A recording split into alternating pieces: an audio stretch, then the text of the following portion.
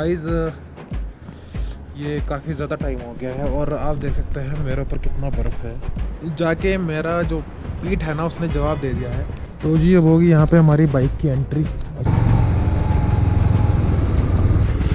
अभी आप सामने जो देख रहे हो ना ब्लैक आइस, ये बहुत ज़्यादा डेंजरस है मेरी बाइक के लिए। अभी तक मैं नाको नहीं पहुँचा हूँ तो ये एक चिंता का विषय है। तो दोस्तों नारकंडा में मैं थोड़ा रुका, चाय पी मैंने। उसके बाद जब थोड़ा कंट्रोल में हुआ मौसम, स्नोफॉल थोड़ा कम हो गया, अब मैं यहाँ से निकल रहा हूँ। और सर्दी बहुत ज़्यादा है, मेरे पाँव सुन हो गए हैं, हालांकि मैंने शूज़ पहने हुए हैं। और ये जो है ना ये ब्लैक आइस, ये बहुत टेंशन देती है।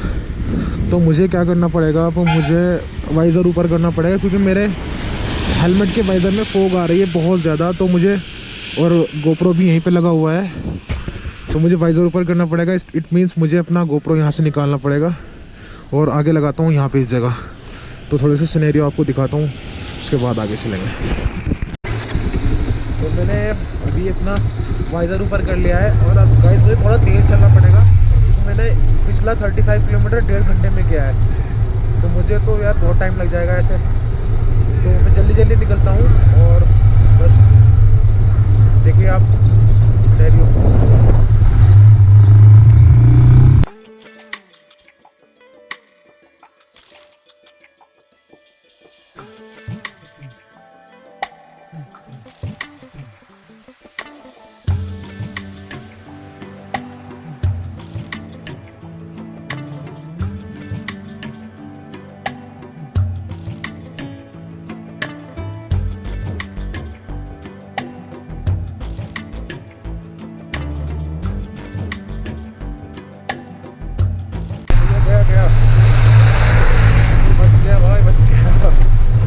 स्लिप हो रहा था बहुत ज़्यादा, बच गया बस। तो अभी ना ये टेंशन बनी रहेगी भाई मुझे। देखो ये तेरा फिर आ गया, तो यहाँ पे ना पहिया स्लिप होने का बहुत ज़्यादा खतरा रहता है। देखो मुझे, ओह माय गॉड, ये तो भैया बहुत ज़्यादा हो रहा है। It's very enough. मैं कैसे पहुँचूँगा टाइम पे यार अगर ये ऐसे ही रहा। पता है क्या, रात को ना ये जो पानी रहता है यहाँ पे सड़क पे, ये जम जाता है। अब आप देख सकते हैं नया बर्फ़ पड़ गया है, अब टेम्परेचर बहुत कम है तो इसलिए ये भी जम जाएगा। तो ये स्पीड होती है गाड़ी बहुत ज़्यादा और मुझे स्लो ही चलना पड़ेगा यहाँ पे। तो भाई साहब, और मुझे लगता है मुझे गोप्रो छाती पे बांध लेना चाहिए। अभी आप सामने जो देख रहे हो ना ब्लैक आइस, ये बहुत ज़्यादा डेंजरस है मेरी बाइक के लिए। और ये मुझे चलाने नहीं देगी बाइक, मुझे स्लो ही चलानी पड़ेगी, बहुत स्लो चलानी पड़ेगी। अगर मैं तेज़ चलाऊंगा ना तो मेरी बाइक स्लिप हो जाएगी और मैं गिर जाऊंगा। बहुत बड़ी टेंशन है ये। अभी रामपुर 65 किलोमीटर है रामपुर, तो मुझे रामपुर ही रुकना है, उससे पहले नहीं रुकूंगा मैं। उसके बाद फिर मुझे नाको तक पहुंचना है शाम तक। काजा तक तो भूल जाओ क्योंकि काजा तक तो मुझे लगता नहीं मैं पहुंच पाऊंगा। हाँ, नाको तक मैं पहुंच सकता हूँ। तो चलो, ये ब्लैक आइस थोड़ी कम हो गई है, अब थोड़ा सा बाइक को भगा लेते हैं। अबे यार फिर से आ गई। तो भैया ब्रेक लगाना ही यहाँ पर गुनाह है, 10 गुना है, 50 गुना है। ओह भाई साहब, तो भैया इसे कहते हैं स्पीति राइड। स्पीति तूने तो कर दी हमारी ऐसी तैसी। ओ भैया हवा, ओ माय गॉड, कितना बर्फ है सामने ऊपर यार, वाओ। चलो भगाओ भाई।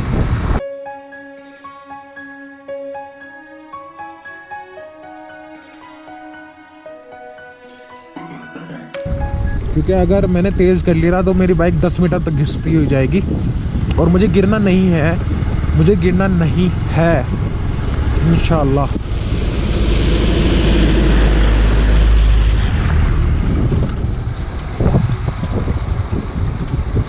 मेरे बैग तो नहीं बिक जाएंगे यार, सैडल बैग्स।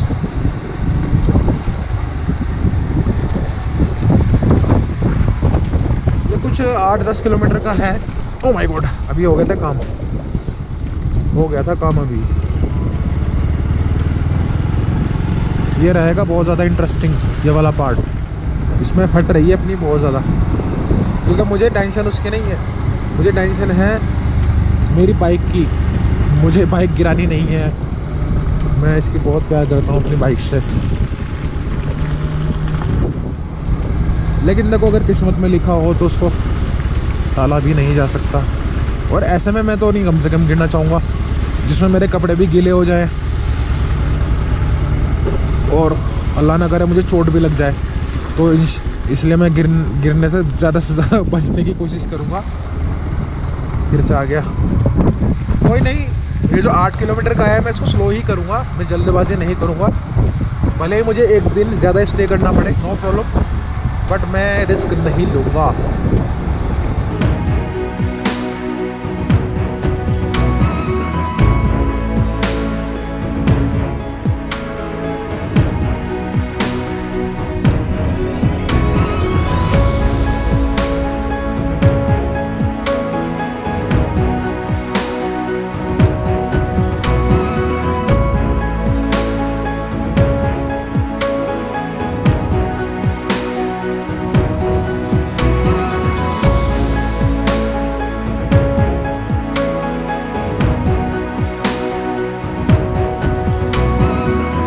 गाइस अभी मैं रुका हूँ रामपुर में, और पिछला एक वीडियो मैंने शूट किया, क्लिक किया, बट वो रिकॉर्ड नहीं हुआ। उसमें मैंने काफ़ी सारी बातें की थी। मैंने पेट्रोल डलाया है बाइक में, मतलब इसको फुल करा लिया है बिल्कुल। इसके अलावा मैंने चाय पी है यहाँ पर अंकल जी के ढाबा पे, और इसके अलावा मैंने थोड़ी सी जलेबी खाई है। जलेबी खा के मतलब मैं जब आता हूँ कहीं बाहर और जलेबी दिख जाती है तो मैं रोक नहीं पाता खुद को, तो जलेबी मुझे पसंद है बहुत ज़्यादा। तो अभी 107 किलोमीटर मैंने किया है लगभग 3.5 घंटे में, और 11 बज गए हैं। 7:30 बजे मैं निकला था वहाँ से ठियोग से। सो बाइक इज़ रेडी ऑलमोस्ट 6 घंटे, अभी मैं 6-7 घंटे और चलाऊँगा। तो 7 घंटे में मुझे उम्मीद है कि मैं नाको तक तो पहुँच ही जाऊँगा, और अगर नाको से आगे जा पाया तो कोशिश करूँगा उससे आगे भी कहीं चला जाऊँ। बट जिस हिसाब से मैं चल रहा हूँ, जो मेरी स्पीड आ रही है, उससे मुझे लगता नहीं है कि मैं काज़ा पहुँच पाऊँगा। तो मैं क्या करूँगा, मैं रुकूँगा नाको में, और फिर सुबह सवेरा वहाँ से निकल के 80 किलोमीटर का मैं करूँगा काज़ा के लिए, जो कि सुबह के फर्स्ट 3 आवर्स में कर लूँगा। मैं 10 बजे तक काज़ा पहुँच जाऊँगा।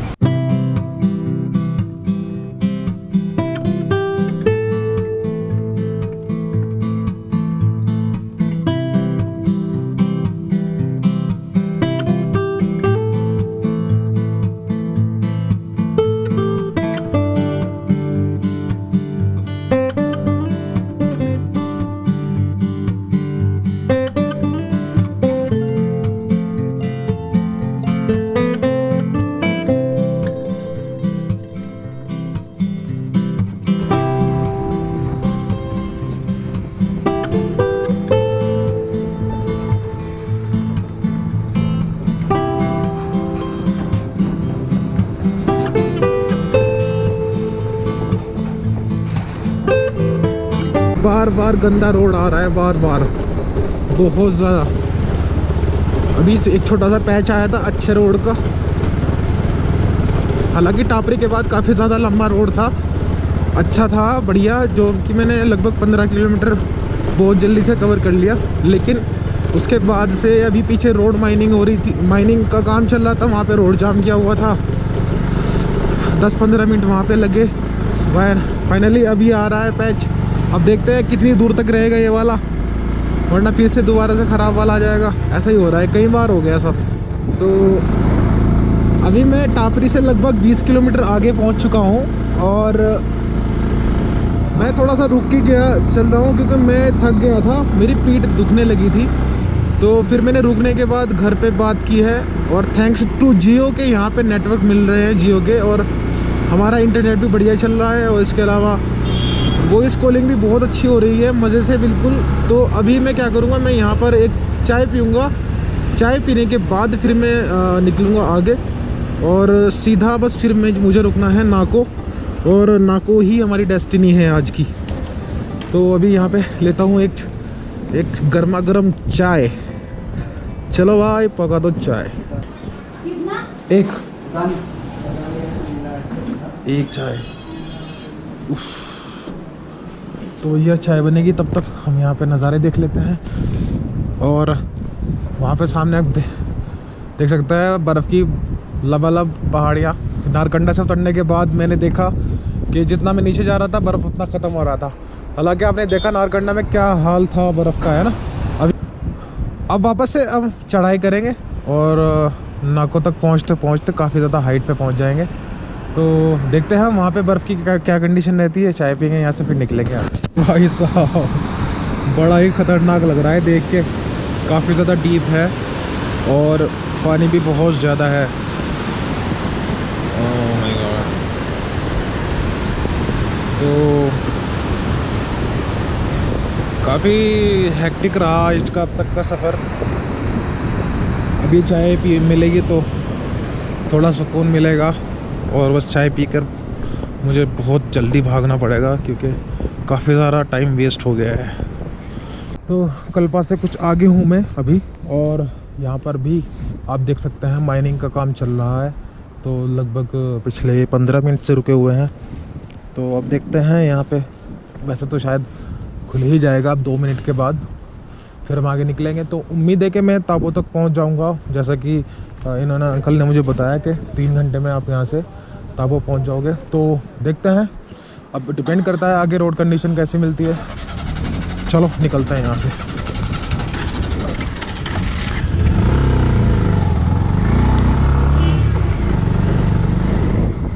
Roads are really dangerous in this particular area. और ऊपर से अभी लैंडस्लाइड का ख़तरा है क्योंकि अभी अभी माइनिंग की है। देखो आ रहे हैं डले, बारीक बारीक से पत्थर आ रहे हैं। ओ माय गॉड, अभी भी आएंगे और आएंगे। वेल, तो ये एक ऐसा इलाका है, ऐसा एक पैच है जहाँ पे लैंडस्लाइड होती रहती है, तो जिनकी वजह से रोड को बार बार वो ठीक करना होता है। तो धीरे धीरे माइनिंग का काम चल रहा है, धीरे धीरे इसको वाइड करते जा रहे हैं। कल्पा से कुछ आगे की बात है। अब देखते हैं कि आगे हमें रोड कैसी मिलती है।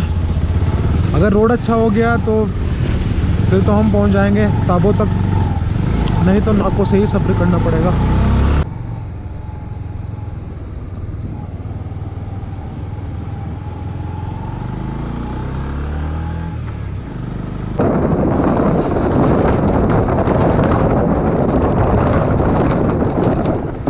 Oh my God, what was that? थोड़ा साउंड था भाई, डर लग रहा था। तो जी अब होगी यहाँ पे हमारी बाइक की एंट्री। अच्छा यहाँ पे होगी इधर, तो यहाँ पर हमारी एंट्री होगी। इस जगह का नाम क्या है सर? ये कौन सा? अक्पा चेक पोस्ट है। चलता ही रहा हूँ लगातार, और अब जाके मेरा जो पीठ है ना उसने जवाब दे दिया है। और दूसरी बात यह है कि काफ़ी लेट भी हो गया है, 5 बज गए हैं। और तीसरी जो सबसे मेन बात है वो है कि मौसम बहुत ख़तरनाक तरीके से रंग बदल रहा है। और अभी भैया से मैंने एडवाइस ली है कि मैं क्या करूं, रुकूं कि जाऊं। तो इन्होंने मुझे एडवाइस दी है कि भाई तू नाको तक तो चले जाओ, और नाको के आगे जाने की इनकी भी राय नहीं है क्योंकि बारिश शुरू हो गई है और मुझे सर्दी लगनी शुरू हो गई है। और नाको यहाँ से है तकरीबन 35 किलोमीटर। तो मुझे बस हालांकि मौसम इजाज़त नहीं देता, लेकिन मैं फिर भी नाको तक तो चला ही जाता हूँ क्योंकि कल फिर मुझे ज़्यादा नहीं रहेगा मेरे लिए सफ़र आगे का, काज़ा तक का। तो अभी मैं यहाँ पे चाय पीऊँगा भैया के यहाँ, और अब मैं सीधा आपको होम स्टे लेने के बाद ही मिलूँगा क्योंकि अभी मुझे फोकस करना है सीधे पहुँचने पर। क्योंकि अगर बारिश तो नहीं आएगी, मतलब स्नो सी आएगी, है ना, फिर भी हाँ पता है क्या, फिर वो भिगो देगी मुझे बहुत ज़्यादा। तो मुझे इसे सूखी रखनी है जैकेट को, मतलब गीली नहीं होनी देनी है, ताकि सुबह को भी मैं राइड कर सकूँ। तो अभी मैं रूम में मिलता हूँ जाके आपको।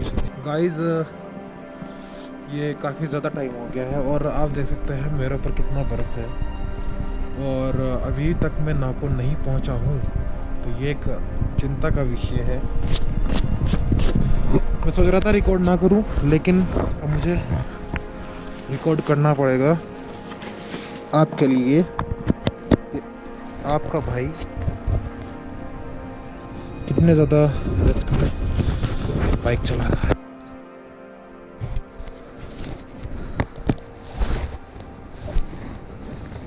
तो अब जितनी भी बनेगी बन जाएगी वीडियो, बाकी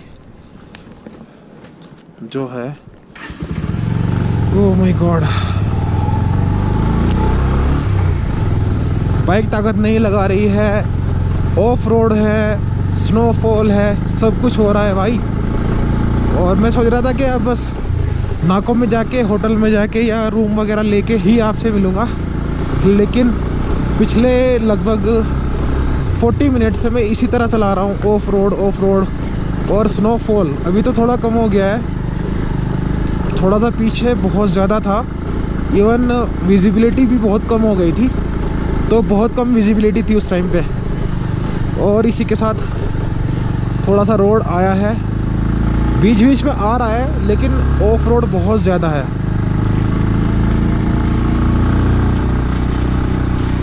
और ये है थोड़ा सा यहाँ पर पानी हो गया है, जिससे मेरे बैग वगैरह भीग सकते हैं। तो बस अब मैं दुआ करता हूँ बस जल्दी से नाको विलेज आ जाए, ताकि मैं वहाँ पे होम स्टे ले लूँ। नाको ताकत भी कम लगा रही है बाइक, ऑक्सीजन लेवल कम हो जाता है ना थोड़ा ऊपर जाके, तो बाइक ताकत भी कम लगाती है। तो ये व्लॉग पूरा ही देखना पड़ेगा आपको एंड तक, तभी मज़ा आएगा आपको इसमें। सुबह भी बर्फ़, शाम भी बर्फ़। दिन में बर्फ़ नहीं था, लेकिन सुबह और शाम बहुत ज़्यादा बर्फ़। सुबह आपने देखा नारकंडा में कितना बर्फ़ था, और अभी भी काफ़ी ज़्यादा बर्फ़ हो रहा था। इवन अभी भी स्नोफॉल हो रहा है हल्का हल्का, लेकिन पीछे बहुत ज़्यादा था।